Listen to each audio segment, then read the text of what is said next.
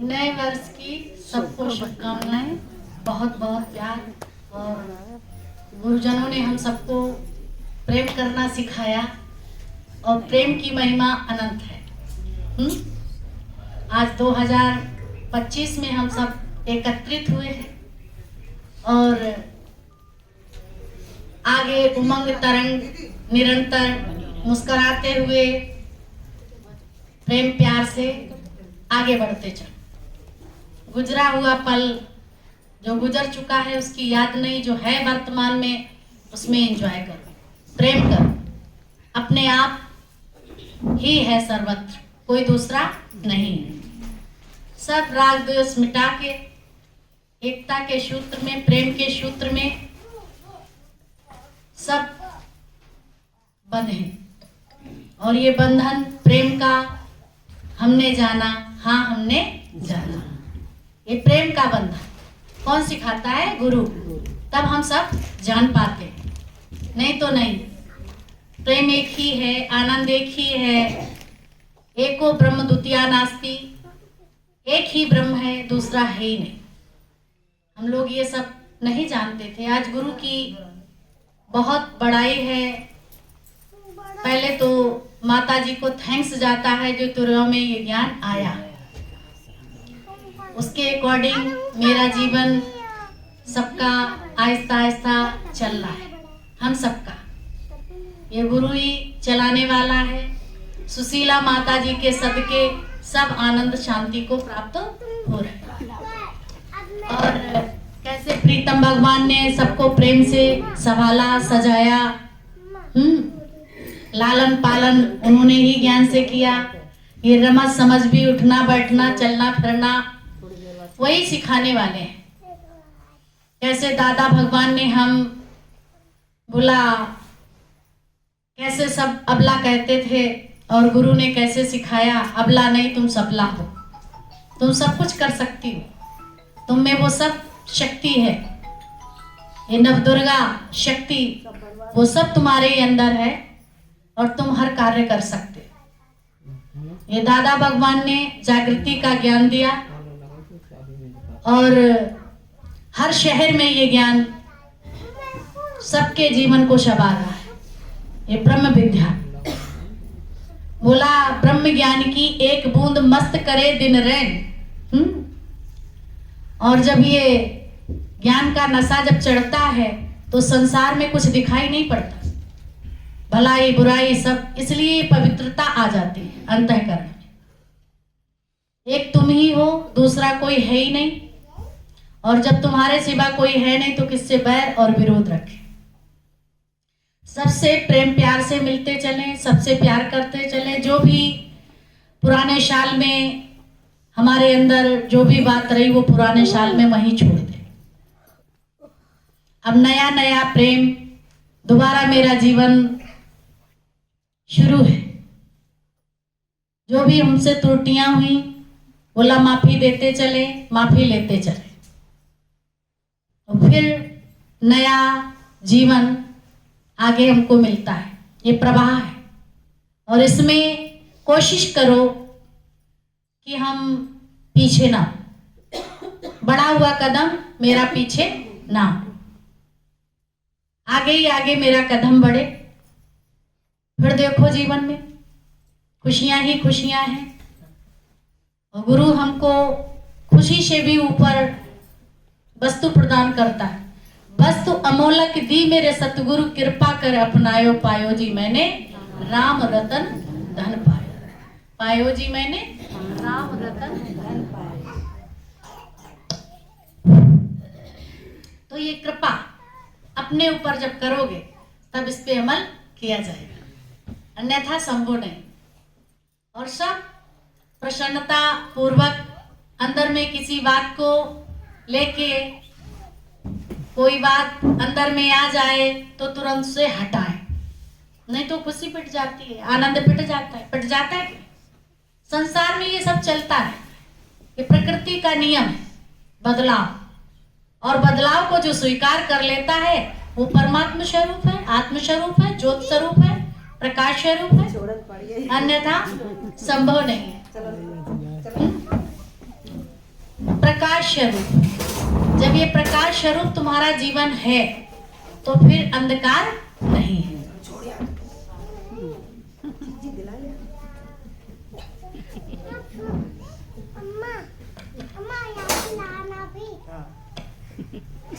कन्हैया जी है, हाँ बोले का तो है, बोले का तो है।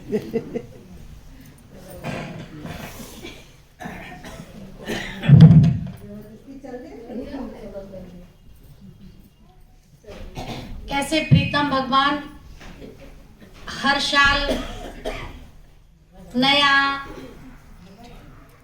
जीवन, नया उत्साह, नया उमंग, नया तरंग, सब नया नया है। आज सब भले ही वो शरीर है लेकिन तुम्हारी हर बात नहीं है नहीं कि तो जीवन की हर मिसाल गुरु हम सबको देता है कि आज कैसे दादा भगवान, गीता भगवान, प्रमिला भगवान, मम्मी जी और कैसे दीदी लोग, कैसे यहाँ सब प्रेमी बड़े प्यार से मिलजुल के एक दूसरे का सहयोग करके आगे बढ़ते चले जा रहे हैं। और जब एक दूसरे को आगे बढ़ाते हो तो आप पे आप बढ़ जाओ, अपना दुख कम लगने लगे हो, दूसरे के दुखों को आप बांटना सीख लो। पहले तो नहीं जानते थे लेकिन आज ये गुरु ने क्या हम सबका दुख बांटा, बांटा कि नहीं, तकलीफ बांटी, दर्द, क्योंकि देह ध्यासी थी। देह के अभिमान से हम लोग जगह जगह ठोकर खा रहे थे और ये देहा अभिमान ये जब समाप्त हुआ तो अंदर में आत्मनिश्चय के साथ सब कैसे अपनी ध्यानस्थ मुद्रा में बैठे हुए, अपने स्वयं के ध्यान में। पहले तो ध्यान हमेशा दूसरे का करते थे लेकिन आज ध्यान स्वयं का करना है। बोला स्वयं का क्या ध्यान होता है? बहुत बड़ी बात विवेकानंद की। विवेकानंद के अंदर ये बात रहती थी, मेरे पास पिता का शरीर शांत हो गया तो घर में थोड़ी तकलीफ आ गई। जब तकलीफ आ गई तो लगा कि क्या करें, धन की कमी है, कैसे पूरी हो। जब गुरु के पास जाएं, काली मंदिर में जाएं तो गुरु कहे क्या करें? बोला माँ से मांग लो। लोग कहें तुम तो वहां जाते हो गुरु जी के पास, माँ से धन मांग लो। तो गुरु जी से जब कहें ये बात तो वो कहें जाओ अंदर चले जाओ,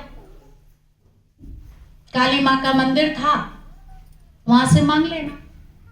जब वहां जाते थे तो अपने ध्यान में हो जाते थे और वहां कुछ मांग ही नहीं पाते थे,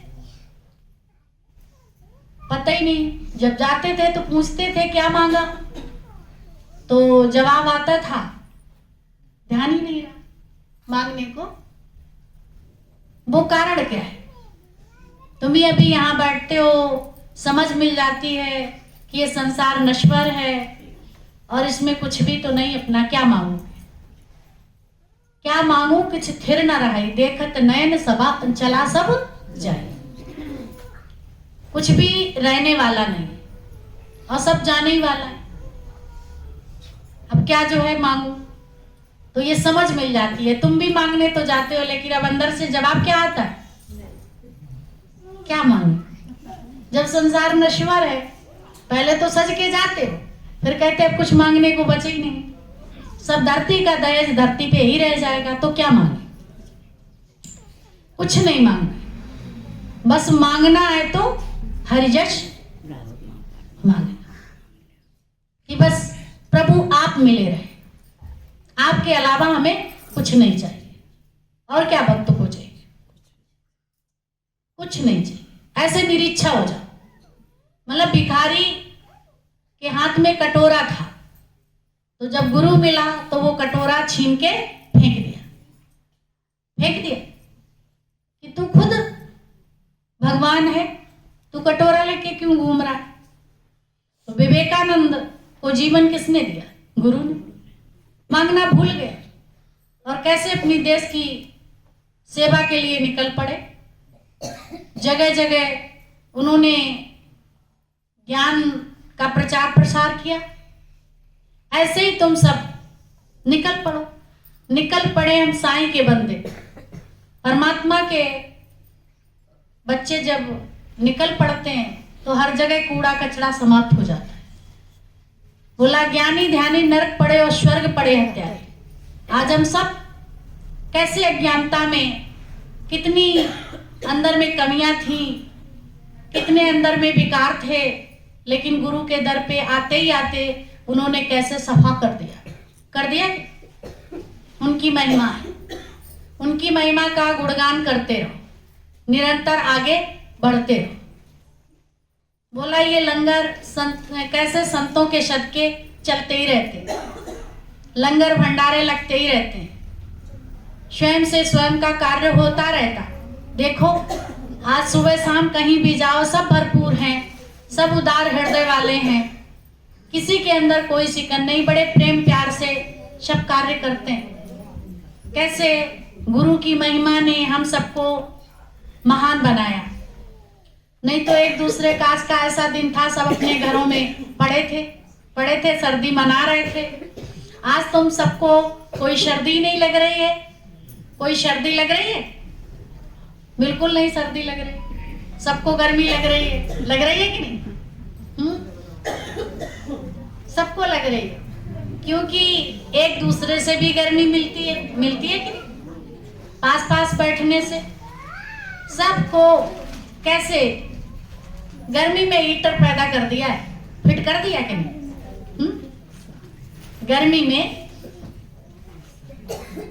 सर्दी में, गर्मी क्या सर्दी में हीटर लगा दिया कि नहीं? जब खुशी होती है तो पता ही नहीं चलता क्या कह रहे हो। मेरी खुशियों का रहा ना ठिकाना कि मेरे घर श्याम आ गए। ये घर कौन सा? ये हृदय रूपी आंगन। खुशी का ठिकाना नहीं रहता। आज इतने लोगों के साथ बैठे भी हैं तो गुरु जी की बदौलत, प्रीतम भगवान की बदौलत, माता जी की बदौलत, जो भी इधर आता है। अब क्या कहें, ये जिब्या तो बहुत छोटी पड़ जाती है उनका, कितनी महिमा गाऊं, कितना करूं सत्कार। एक जिब्या है मेरी, तेरे गुण है बेशुमार। उसके बहुत अपार गुण हैं, उनकी महिमा का गुणगान करना संभव नहीं है। जिब्या बहुत छोटी पड़ जाती है और कितनी भी जीवें लग जाएं तो भी उसका गुणगान नहीं कर सकते, गुणानुवाद नहीं कर सकते। सच में आज ये लगता है महान मूर्तियां बैठी हुई हैं और सब ये गुरु का उपकार है और सबके जीवन में बदलाव है, सबके जीवन में हरियाली है। कैसे धारानगर, कैसे कहाँ ये अमृतपुर, और गांव तो भूल ही जाते हैं, धर्मपुर, और कहाँ खैरनगर और माधोपुर, तिरवा है ना। तिरवा से कहाँ कहाँ सत्संग गया, कैसे कन्नौज गया, बिल्लौर गया, तिरवई से गया। और इधर भी माधोगढ़ शिहारी जो गया है सत्संग, वो तिरवा से ही गया। कैसे गुरु अनेक रूप में फैल जाता है, किसी न किसी के रूप में कार्य करता ही रहता है। तो ये कहे ये शरीर नहीं रहेगा तो कैसे कार्य होगा, ये संभव कैसे होगा? पर असंभव काम संभव गुरु कर देता है, नहीं तो कोई नहीं कर सकता। आज गुरु ने अमीरी और गरीबी के पर्दे हटा दिए। है ही भगवान, है ही भगवान। कैसे जो है अज्ञानता का पर्दा पड़ा था, इस पर्दे को हटाने वाला हम सबको वो मसीहा मिला, वो रहबर मिला, जिसकी बदौलत हम उसकी छत्र छाया में पल रहे हैं। नहीं तो जीवन कैसा था? खाना पीना भोगना तिनका पशु समा। कैसा जीवन था? खाना पीना भोगना तिनका पशु समा। ये पशुवत जीवन, ये कार्य जो पशु भी करते थे वही हम सब भी करते थे कि? लेकिन आज जब गुरु जीवन में आया तो ये बात बता दी कि तुम एक विशेष हो, तुम्हारा मानव जीवन है, लोक कल्याण के लिए आए हो, और अपने आप को भी जानो तुम कौन हो। ये सुझाव गुरु ने दिया। ये समझ में आ गया सबको मैं किस लिए आया, भगवत प्राप्ति के लिए। भगवत प्राप्ति के लिए हम सब गुरु के दर पे आए। वो भगवत प्राप्ति क्या है? अपने स्वरूप को जानना, मैं कौन हूं।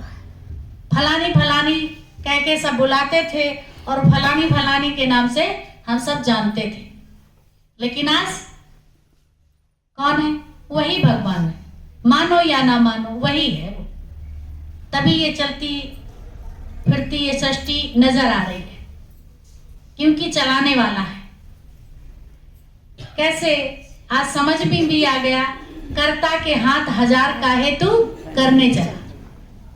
आज सुबह सुबह इतना सब शाम को वहां बैठे हुए थे, कोई चिंता फिक्र नहीं तो जरा सा कार्य करते थे तो बड़ी चिंता हुआ करती थी, लेकिन चिंता किसने हर ली?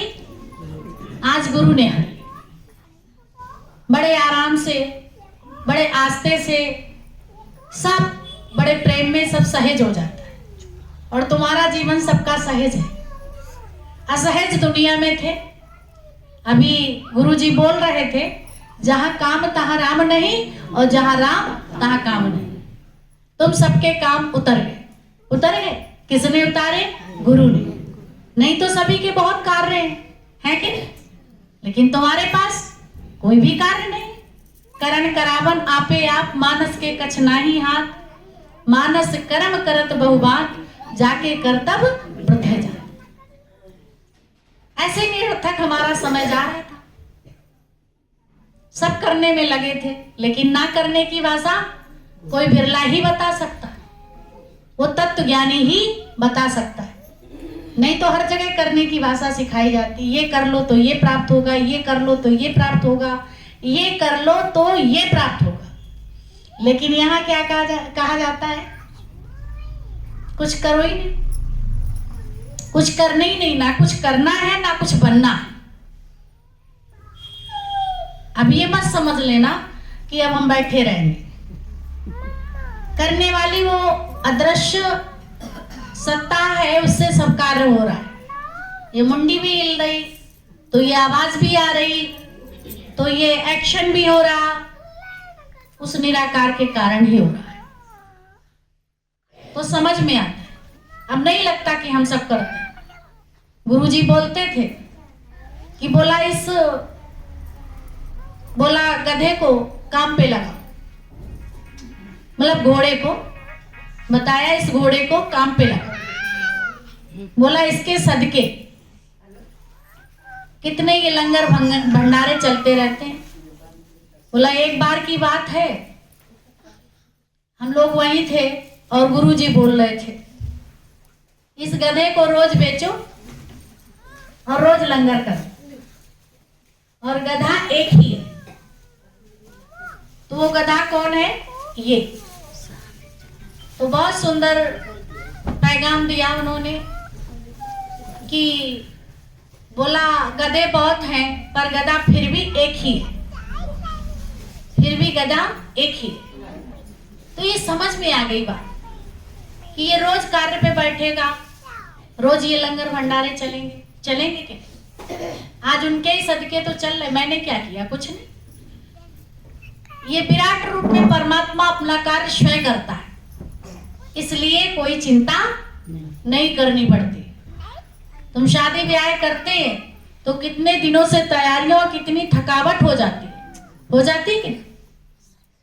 लेकिन गुरु जी के पास आके थकावट मिट जाती है। अब कुछ करना ही नहीं, आराम ही आराम है, क्योंकि राम में आ गए, इसलिए आराम आ गए।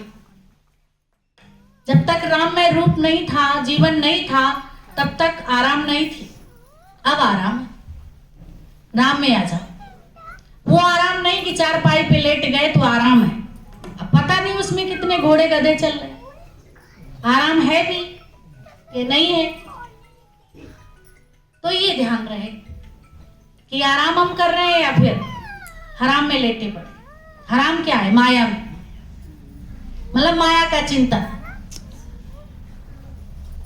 लेटे तो बिस्तर पे दिखाई दे रहे, लेकिन चिंतन किसका चल रहा है? माया का। कितना अच्छा गुरुजी बोलते हैं, बोला जैसे प्रीत हराम से तैसी हर से हो, और चला जाए बैकुंठ को पला न पकड़े कोई।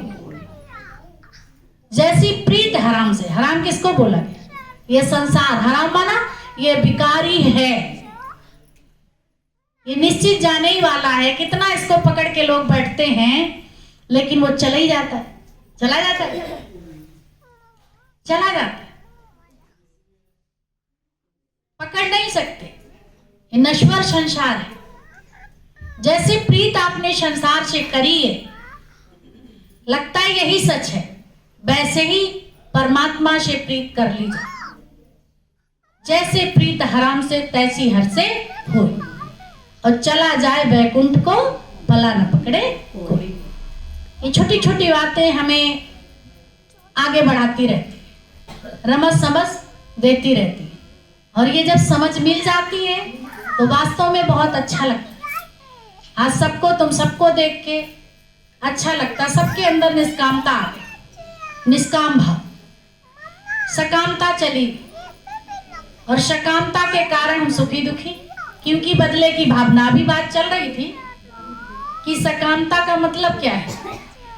तुम जिसको देते थे उससे इच्छा रखते थे, प्रेम देते तो प्रेम चाहते कि इसके बदले में प्रेम मिले, वस्तु देते उसके बदले में वस्तु चाहते थे। जो मुझे मिले, जो जिसको मैं दूं, फिर उसके बदले में वो रिटर्न गिफ्ट मुझे दे।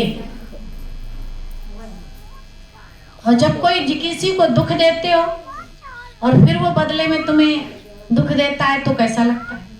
उसके लिए कोई नहीं कहता कि हमें रिटर्न गिफ्ट दो, कोई कहता वापस दो, नहीं। ऐसे ही तुम कुछ भी दे के लो नहीं, देंदा दे लेंदा ठक्का। आज भगवान सबको दे ही रहे, दे रहे, झोलियां भरी पड़ी हैं। कितने वचन चलते और कितने जीवन पे अप्लाई हो पाते? बोला पहले अप्लाई करो, फिर सप्लाई करो, कोशिश करो अपनी रहनी बनाने की। जैसे जैसे गुरु कहता जाता है वैसे तुम चलते जाओ, कुछ करना नहीं आपको पड़ेगा, वो दिशा निर्देशन खुद करता है। उसकी बात सिर्फ हम मानते जाए, और जब मानते जाते हैं तो फिर मेरी दिशा भंग नहीं होती और दशा भी सुधर जाती है। बोला ये कैसे मन दिशा घूम रहा था? माला तो कर में फिरे, जीभ फिरे मुख माए, और मनुआ तो दिस फिरे, ये तो सुमरन। ये मन दसों दिशाएं घूम रहा था और इसको फिर भी चैन नहीं थी। दसों दिशाओं, अब ये दसों दिशाओं में उजियारा हो गया। कब? जब सतगुरु पाया, जब मैंने सतगुरु पाया तो दशे दिशाएं उजियारा हो गया। वो कैसे हुआ? अज्ञान का अंधेरा था, ये दसों इंद्रियां अंधकार में थी। इन 10 इंद्रियों का प्रकाश हमको कैसे दिखाई पड़ता? जब तक गुरु नहीं है, जब तक ज्ञान नहीं है, तो ये हमारी दसों दिशाएं प्रकाशित नहीं हो सकती।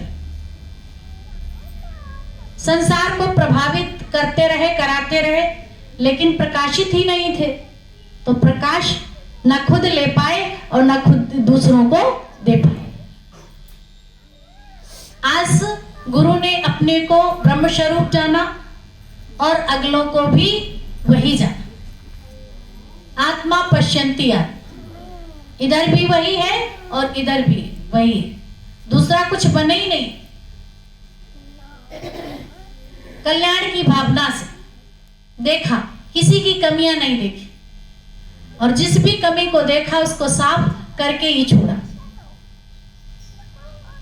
जिसको एक बार पकड़ लिया, सिर्फ उसकी शरण में आ जाओ। पकड़ने का मतलब ये शरीर या बाहों एक ज्ञान में कहते हैं, तुम्हें महसूस होता है, अंदर वाला पता चलता है कि हमें प्रेम हो गया। शरीर अलग अलग होते हैं पर प्रेम में आकर्षण होता है, एक खिंचाव होता है। बहुत दूरी है, पर चुंबक सामने लाओ, लोहा खींचा चला आता है, खींचा चला आता है। तो आकर्षण शक्ति उसमें है, तुम्हारे अज्ञान को कैसे खींच देता है, और खींच के बाह पकड़ कर लीनी अपनो नाम जपायो। कैसे अपने प्रेम में हम सब उसके प्रेम में भूल गए, और धीरे धीरे धीरे धीरे हम क्या थे और क्या हो गए, क्या थे और क्या हो गए। वो माछाणे वाली ड्रेस देखते हैं तो याद आ जाता है। एक मछुआरी थी, राजा वहां से निकला। जब राजा वहां से निकला, मछुआरन बड़ी सुंदर थी, उन्हें बहुत अच्छी लगी। उन्होंने कहा, मैं तुम्हें पसंद करता हूं, मुझसे विवाह कर लो। बोला, राजन, मैं मछुआरन हूं, मछली पकड़ने वाली, और फिर मेरे पिताश्री भी नहीं है, और मैं मछली पकड़ती हूं तो मेरे कपड़े भी बदबू देते। कहाँ आप राजा? कहा मैं एक मछुआरन। तो बोला, नहीं, तुम मुझे पसंद हो। बोला, इसके लिए मेरे पिता से मिलना होगा। जब पिता को बुलाया गया, जब पिता से कहा, तो पिता ने बोला, फिर राजन आपकी जैसी इच्छा, पर कहाँ हम और कहाँ आप, ये संबंध कैसे निभेगा? बोला, ये निभेगा। बात करने में जिसको इतनी समझ हो, रमज हो, अपनी बात रख सकता, तो वो निभ जाता। तो उस राजा ने उस मछुआरी से विवाह किया, और विवाह करके अपने महलों में ले गया, राजमहल में ले गया। जब उस मछुआरी को राजमहल में ले गया, और वेशभूषा अब उसकी वो रानी हो गई।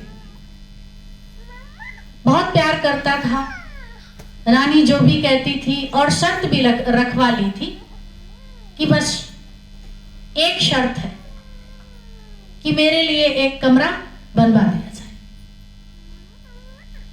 बनवा दिया जाए। और उसी में उसका वकश वगैरह सब वस्त्र जो चेंज किए थे वो रख दिए गए, और राज घराने की पोशाक पहन ली।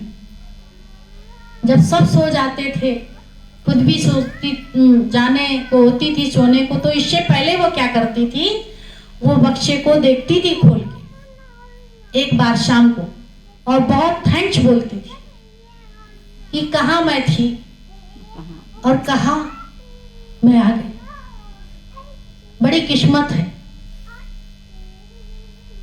तो कपड़े किस लिए देखती थी? ऐसे कई लोगों ने देखा, ये वही वस्त्र पहन के घूमती है रात में, और ये देखती है। तो राजा को बताया गया, राजा चुपके देखने लगा। तो ये सब उसने राजसी वस्त्र उतार के उस वस्त्र को डाल के, और वो घूमी, और बड़ा शुक्राना राजा को बहुत बड़ाई करी, और फिर वो वस्त्र उतारे, फिर रख दिए, फिर राजसी वस्त्र धारण कर ले। सबको ये लग रहा था कि ये गलत है, इसके चाल चलन गलत हैं। तो राजा को शिकायत गई, राजा को बड़ा दुख हुआ कि इतना सब कुछ होने के बावजूद भी ये वहीं की वहीं है। जब वहां उन्होंने ये सब देखा, जब देखा तो उनको फील हुआ कि अरे ये तो शुक्राने हमारे गा रही है ये वस्त्र। फिर वो जब वस्त्र पहन के आई तो राजा ने पूछा कि भाई रोज ये क्या करती हो, और ये तुम्हारा रोज रोज का कार्य क्या है? तुम्हें इतने अच्छे वस्त्र मिले, अब उन वस्त्रों की क्या आवश्यकता है? तो उसने बताया, उनसे राजा से निवेदन किया, प्रेम पूर्वक कहा, राजन आज मैं जो भी हूं वो आपकी बदौलत हूं, और मेरा पहला जीवन जो था, पहले वाला कैसा था और आज मैं कैसी हूं, तो वो आपकी बदौलत है। और वो ड्रेस मैं इसलिए देखती हूँ क्योंकि कोने कुर्चे में राजाई का कहीं मेरे अंदर अभिमान ना आ जाए, इसलिए वो हम ड्रेस देखते हैं, और कोई कारण नहीं कि अभिमान ना आ जाए। पहले हम सबका जीवन, इसका सिद्धांत बहुत अच्छा है।